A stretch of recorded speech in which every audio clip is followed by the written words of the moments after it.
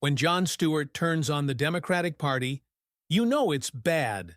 We're talking double standards, billionaire hypocrisy, and Kamala Harris getting verbally torched on national TV. It's savage, it's hilarious, and yes, it's painfully true. So grab your popcorn, hit that subscribe button, and let's dive into the takedown that's got everyone talking. This year's DNC was less of a political convention and more of a Broadway production, complete with choreographed outrage, dramatic speeches, and an all-star cast of contradictions. You had activists storming the mic, fists in the air, screaming, and right there in the front row, smiling, nodding, probably writing a fat check, were actual billionaires. It's like someone yelled, "Eat the rich," and the rich replied, "Seriously, it felt like watching a play called We Care, starring people who clearly don't. It's all vibes, no values." And Jon Stewart? He didn't just throw shade. He flipped the spotlight on the entire stage and said, but he wasn't done. Then came Kamala Harris, the so-called champion of justice, once known for aggressively locking up sex offenders in California, now taking selfies on stage with Bill Clinton. Yes, that Bill Clinton. You know, the one whose legacy is forever drenched in allegations of sexual misconduct. Let that sink in. The woman who built her brand on prosecuting predators is now arm in arm with one of the most infamous political figures in modern American history. It's the kind of visual contradiction that doesn't even need commentary.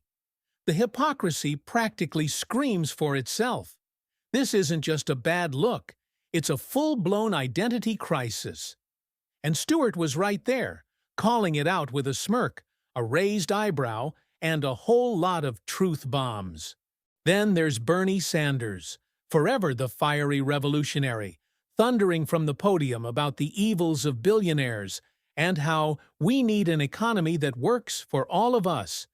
But let's be real, Bernie isn't exactly suffering in silence. The man's worth millions, owns multiple homes, including a lovely little third lake house, and enjoys all the perks that come with being part of the political elite. So, when he talks about the working class from the porch of his waterfront retreat, it lands a little differently. It's like a Whole Foods executive giving a speech about affordable groceries. Inspiring? Maybe. Hypocritical? Definitely. But wait, it gets better. Enter Michael Bloomberg, a literal billionaire and one of the Democratic Party's most generous donors. He's the kind of guy who can drop millions into a campaign like most of us tip a barista. Yet, when Bernie and others go on their anti-billionaire tirades, somehow Bloomberg's name never comes up. Strange, right? Almost like the outrage is selective. Because in the Democratic Party, money doesn't just talk. It belts out show tunes in a spotlight while the crowd cheers. If you've got deep pockets and donate to the right people, you don't get roasted. You get a front row seat, a microphone, and probably a few standing ovations. You know what else Jon Stewart nailed with laser precision? The Democratic Party's performative version of diversity. They'll tweet number Free Palestine, throw up a trendy graphic, maybe even wear a pin, just enough to virtue signal for social media points.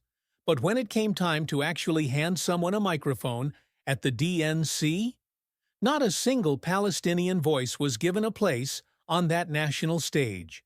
Not one. No speeches, no representation, no acknowledgement. Just a deafening silence masked by polished speeches and empty slogans. And Congresswoman Rashida Tlaib wasn't about to let that slide. She spoke out loud and clear, saying, "It's hard not to feel invisible as a Palestinian American." That line didn't just sting, it hit like a mic drop heard across the country. She exposed what so many were thinking, but afraid to say, that the DNC's self-congratulatory talk of inclusion doesn't match its actions. Think about the absurdity.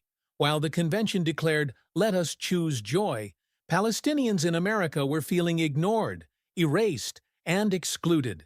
It's cognitive dissonance dressed up in red, white, and blue bunting. You can't claim to stand for marginalized voices and then completely ghost one of the most politically and emotionally charged identities in the world right now. That's not diversity, that's branding. And Jon Stewart, with his signature mix of comedy and clarity, held up the mirror. And it wasn't a pretty reflection.